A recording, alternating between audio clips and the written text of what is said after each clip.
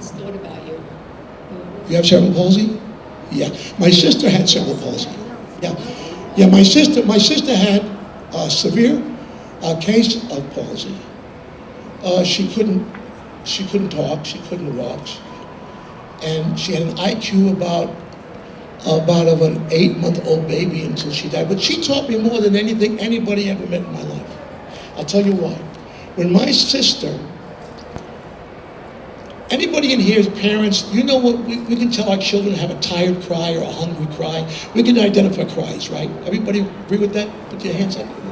So when my sister would do the itch cry, I would panic, because it would mean that if I didn't find itch to scratch, she would have a seizure. So my sister taught something very important. She taught me the importance of being able to scratch my own itch. To never, you know what I'm talking about, never ever take for granted what he can't do. He can't say, I'm tired walking through this freaking building. Right? You can't. It's tiring. For you, it's a difficult move to make. So you appreciate it if you could get from here to there in that wheelchair, right? Right? If it wasn't for that wheelchair, it would be very difficult for you. So you have learned also the importance of being able to walk to that Oreo cafe. Right? And so my sister was probably the most important motivation in my life. And you are the same for your family. You are their hero.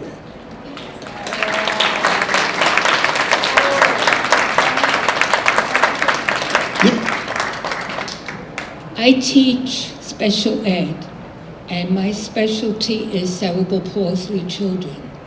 And I have a little boy that is pretty much nonverbal. It took me almost 4 years to potty train him in school, but I did it.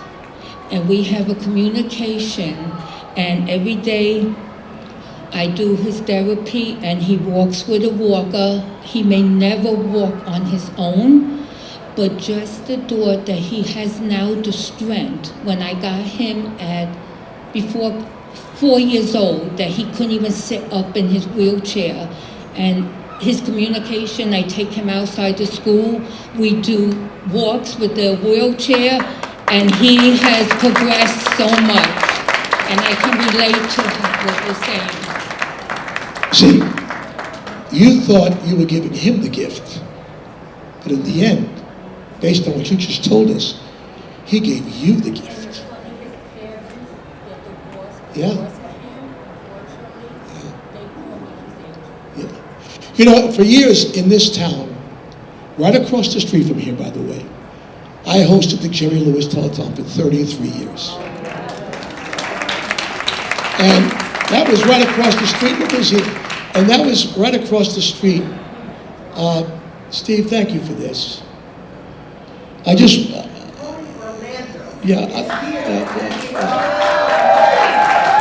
me tell you about that guy. That guy is president of this incredible museum, and he's become a very close friend, and he really has guided all these people through this museum. Steve Edwards, why don't you give him a hand for this place?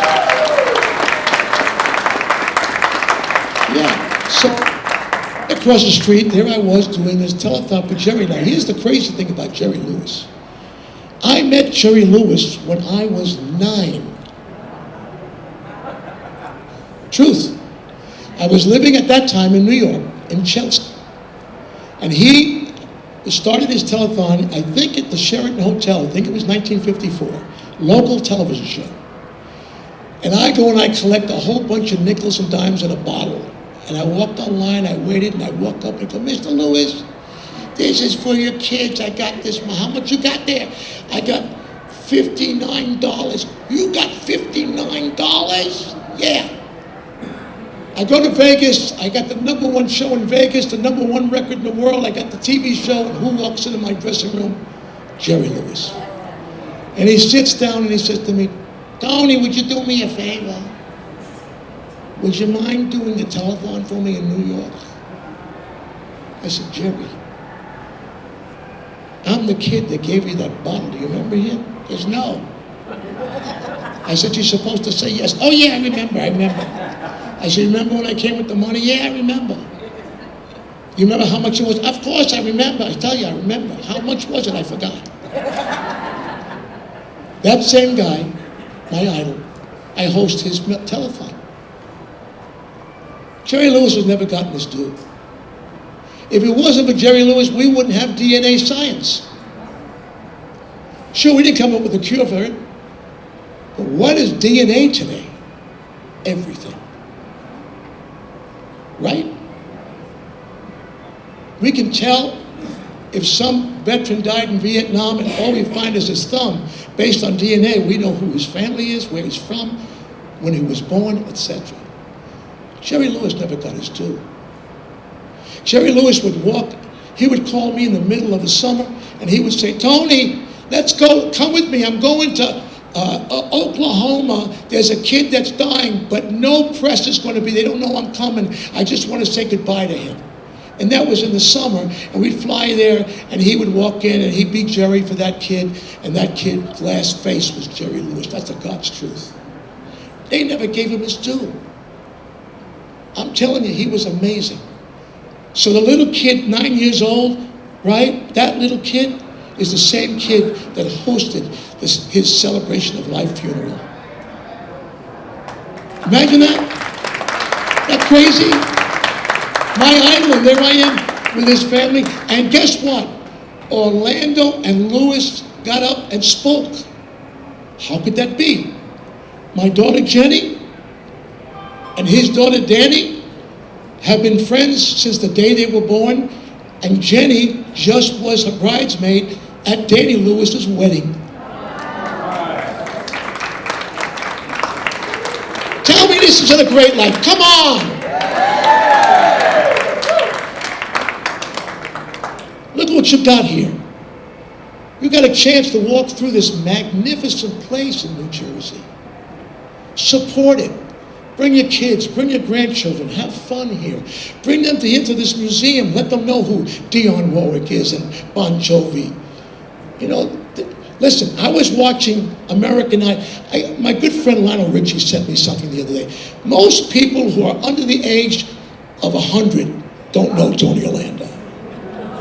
I'm kidding, but most people under the age of, let's say, 55, they don't 50, they don't know Tony Orlando. I'm 31 and I know who you are. Well, you know something? You're rare, but here's the deal. I'm watching American Idol, and of course my friend Lionel Richie is a judge. Lionel calls me up and he goes, Tony, you gotta watch this show. Watch when Katy Perry asks me this question. So here's the deal. You know how they have a guy up on stage and the 20-year-old kid is auditioning, right, to be on? And Katy Perry turns to the kid and she goes, do you know who this man is sitting next to me right now? Do you know who that is? And the 20-year-old kid looks and he goes, oh yeah, he's the host of Jeopardy!